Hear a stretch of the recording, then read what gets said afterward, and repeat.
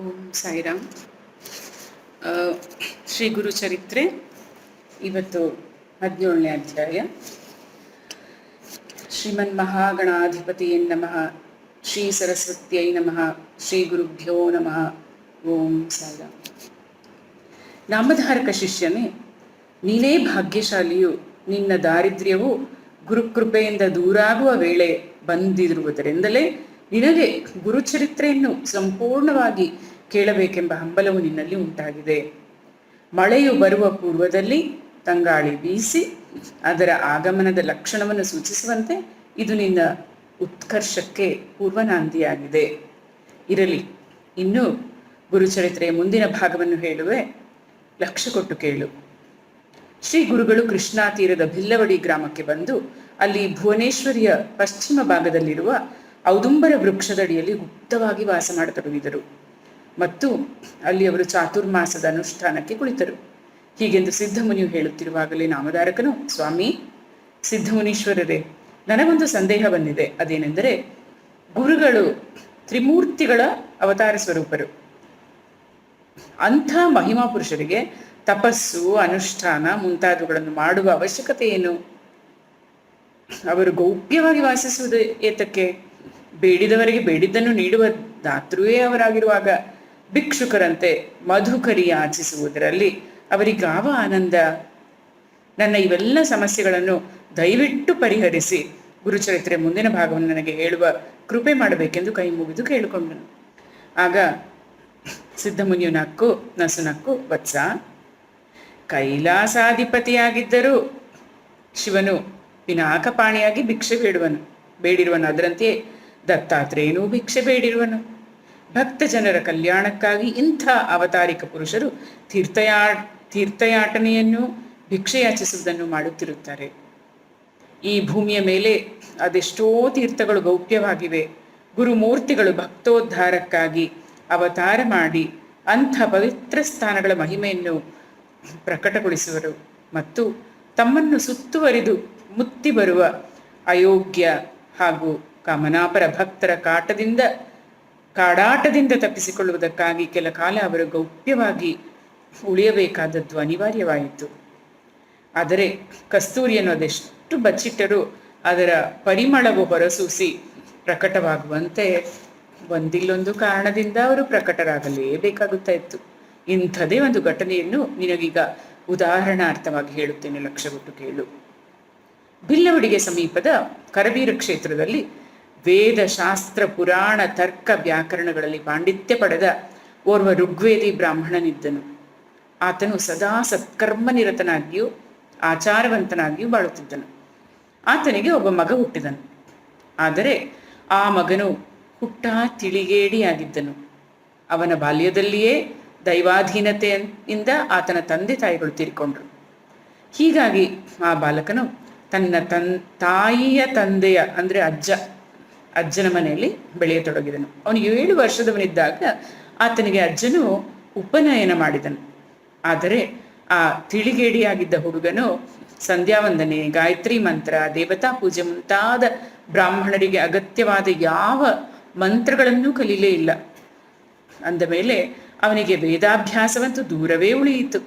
ವಿದ್ಯೆ ಇಲ್ಲದೆ ಆತನು ಪಶುವಿನಂತೆ ಶುಂಭನಾಗಿ ಬೆಳೆದು ಬಿಟ್ಟನು.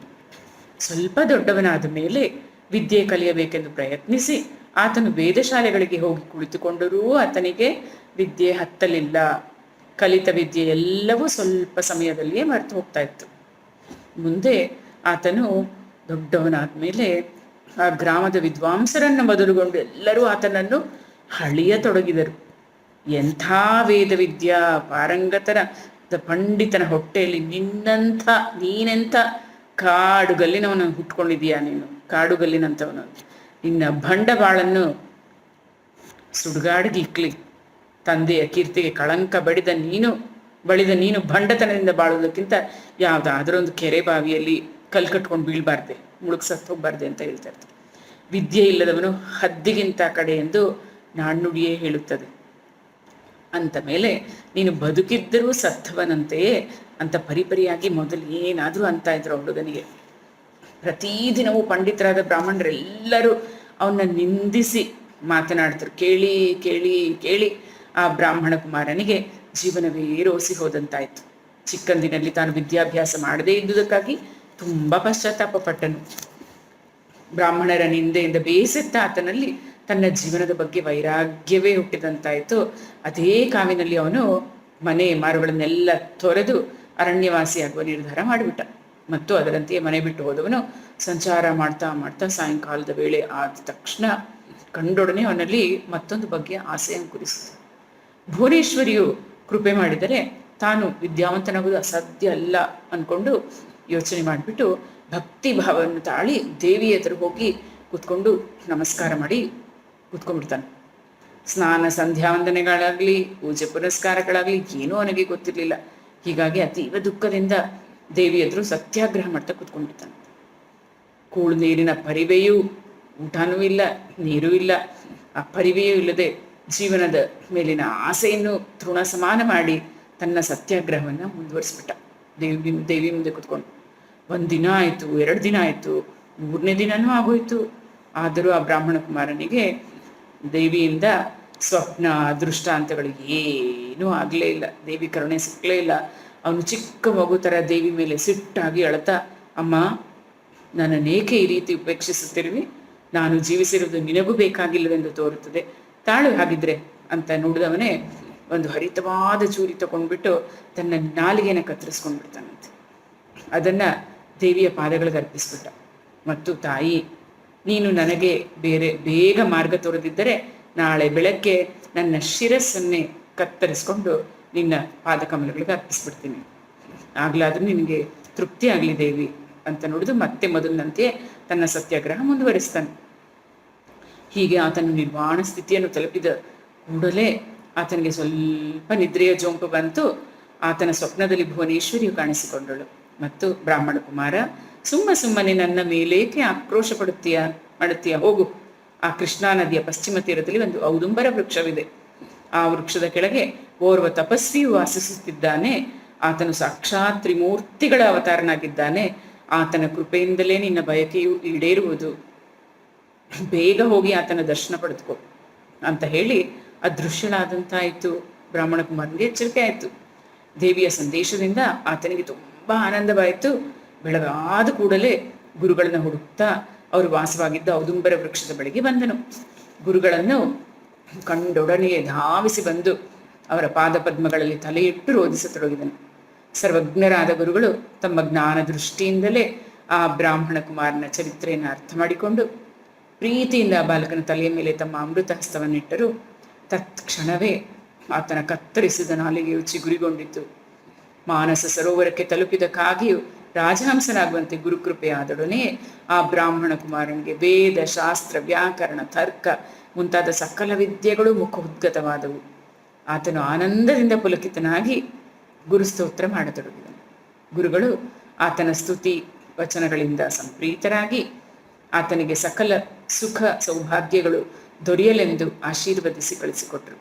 ನಾಮಧಾರಕನೇ, ಈ ರೀತಿಯಾಗಿ ಗುರುಕೃಪೆಯ ಮಹಿಮೆಗಳು ನಡೆಯುತ್ತಲೇ ಇರುತ್ತವೆ ಎಂದು ಸಿದ್ಧ ಮುನಿಯು ನಾಮಧಾರಕನಿಗೆ ಹೇಳಿದನೆಂಬಲ್ಲಿಗೆ ಶ್ರೀ ಗುರುಚರಿತ್ರೆ ಎಂಬ ಅಮೃತಮಯವಾದ ಕಥಾಕಲ್ಪತರುವಿನಲ್ಲಿ ಶ್ರೀ ನರಸಿಂಹ ಸರಸ್ವತಿ ಉಪಾಖ್ಯಾನದಲ್ಲಿ ಸಿದ್ಧ ನಾಮಧಾರಕ ಸಂವಾದದಲ್ಲಿ 17ನೆಯ ಅಧ್ಯಾಯ ಮುಕ್ತಾಯವಾಯಿತು.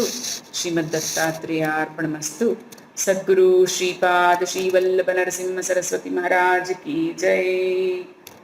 ಸಮರ್ಥ ಸದ್ಗುರು ಸಾಯಿನಾಥ್ ಮಹಾರಾಜ್ ಕಿ ಜೈ. ಓಂ ಸಾಯಿರಾಮ್. ಶ್ರೀ ಗುರುಚರಿತ್ರೆ 18ನೇ ಅಧ್ಯಾಯ. ಶ್ರೀಮನ್ಮಹಾಗಣಾಧಿಪತಿಯೇ ನಮಃ. ಶ್ರೀ ಸರಸ್ವತಿಯೈ ನಮಃ. ಶ್ರೀ ಗುರುಭ್ಯೋ ನಮಃ. ಓಂ ಸಾಯಿ. ಶಿಷ್ಯೋತ್ತಮನಾದ ನಾಮಧಾರಕನೇ ಕೇಳು. ಬಿಲ್ಲವಡಿ ಗ್ರಾಮದಲ್ಲಿ ಗುಪ್ತವಾಗಿ ಕೆಲವು ದಿನ ವಾಸಿಸುತ್ತಿರುವಾಗಲೇ ಸದ್ಗುರುಗಳಿಗೆ ಪ್ರಕಟವಾಗಲೇಬೇಕಾದಂಥ ಒಂದು ಪ್ರಮೇಯ ಬಂದಿದ್ದರಿಂದ ಅಲ್ಲಿ ಅವರು ಪ್ರಕಟರಾಗಿ ಬ್ರಾಹ್ಮಣ ಕುಮಾರನಿಗೆ ಆಶೀರ್ವದಿಸಿ ಆ ಸ್ಥಾನದಿಂದ ಮುಂದೆ ಹೊರಟರು. ಶ್ರೀ ಗುರುಗಳ ಮಾರ್ಗ ಮಧ್ಯದಲ್ಲಿ ಅನೇಕ ತೀರ್ಥಕ್ಷೇತ್ರಗಳನ್ನು ಪವಿತ್ರಗೊಳಿಸುತ್ತಾ ದಕ್ಷಿಣದ ಶ್ರೀ ಕಾಶಿ ಎನಿಸಿದ ವರುಣಾ ಸಂಗಮಕ್ಕೆ ಬಂದರು. ಅಲ್ಲಿಂದ ಮುಂದೆ ಕೃಷ್ಣ ತಟಾಕದೊಳಗಿನ ತೀರ್ಥಗಳನ್ನು ಪಾವನಗೊಳಿಸುತ್ತಾ ಪಂಚಗಂಗಾ ಸಂಗಮಕ್ಕೆ ಬಂದರು. ಇದು ಅನುಪಮ ತೀರ್ಥವಾಗಿದ್ದು ಒಳ್ಳೆ ಮನೋಹರವಾಗಿರುವುದರಿಂದ ಗುರುಗಳು ಪ್ರಸನ್ನಚಿತ್ತರಾಗಿ 12 ವರ್ಷಗಳ ದೀರ್ಘಕಾಲದವರೆಗೆ ಇಲ್ಲಿಯೇ ಉಳಿದುಕೊಂಡರು. ಪಂಚಗಂಗಾ ಸಂಗಮದಲ್ಲಿ ಗುರುಗಳಾದ ನರಸಿಂಹ ಸರಸ್ವತಿ ಯತಿರಾಯರು ಇಲ್ಲಿ ಅಷ್ಟು ದೀರ್ಘಕಾಲದವರೆಗೆ ವಾಸವಾಗಿದ್ದರಿಂದಲೇ ಆ ಕ್ಷೇತ್ರಕ್ಕೆ ನರಸೋಬವಾಡಿ ಎಂದು ಹೆಸರಾಯಿತು. ಈ ಸಂಗಮದಲ್ಲಿ ಕಾಶಿ ಪ್ರಯಾಗ ಕ್ಷೇತ್ರಗಳಿಗೆ ಸಮಾನ ಪುಣ್ಯಕರವಾದ ಅನೇಕ ಮನೋಹರ ತೀರ್ಥಗಳುಂಟು. ಕುರುವಪುರವು ಕುರುಕ್ಷೇತ್ರಕ್ಕೆ ಸಮನಾದ ಪುಣ್ಯಸ್ಥಳವಾದರೂ ಪಂಚಗಂಗಾ ಕೃಷ್ಣಾ ಸಂಗಮ ಸ್ಥಾನವು ಕುರುವಪುರಕ್ಕಿಂತ ಶ್ರೇಷ್ಠವೆಂದು ಎಣಿಸಲ್ಪಡುತ್ತದೆ. ಅಲ್ಲಿಯ ತೀರ್ಥಗಳು ಮಹತ್ವಪೂರಿತವಾದವುಗಳೆಂದೇ ಅರಿತ ಶ್ರೀ ಗುರುಗಳು ಅಲ್ಲಿ ವಾಸ ಮಾಡಲು ತೊಡಗಿದರು. ಪಂಚಗಂಗೆಯು ಪುರಾಣ ಪ್ರಸಿದ್ಧವಾದ ತೀರ್ಥವಾಗಿದೆ.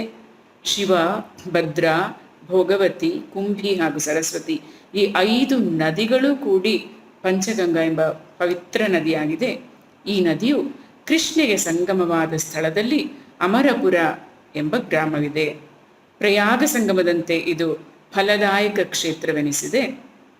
ಇಲ್ಲಿ ಔದುಂಬರ ವೃಕ್ಷವು, ಅಮರೇಶ್ವರ ದೇವಸ್ಥಾನವೂ ಇರುತ್ತದೆ. ಅಮರೇಶ್ವರನ ಸನ್ನಿಧಿಯಲ್ಲಿ 64 ಜನ ಯೋಗಿನಿಯರಿರುವರು. ಇಲ್ಲಿಯೇ ಶಕ್ತಿ ತೀರ್ಥವಿದೆ. ಅಮರೇಶ್ವರ ಲಿಂಗವು ವಿಶ್ವನಾಥನೆಂದು, ಅಲ್ಲಿಯ ಸಂಗಮ ಸ್ನಾನವು ಪ್ರಯಾಗದಲ್ಲಿ ಮಾಘ ಸ್ನಾನ ಮಾಡುವುದಕ್ಕಿಂತ ಹೆಚ್ಚಿನ ಫಲದಾಯಕವೆಂದು ತಿಳಿಯಲ್ಪಡುತ್ತದೆ. ಈ ಸಂಗಮ ಸ್ಥಾನದಲ್ಲಿ ಎಷ್ಟೋ ತೀರ್ಥಗಳಿವೆ. ಕೃಷ್ಣೆಯು ಪಶ್ಚಿಮಾಭಿಮುಖವಾಗಿ ಹರಿಯುವಲ್ಲಿ ಶುಕ್ರ ತೀರ್ಥವಿದೆ.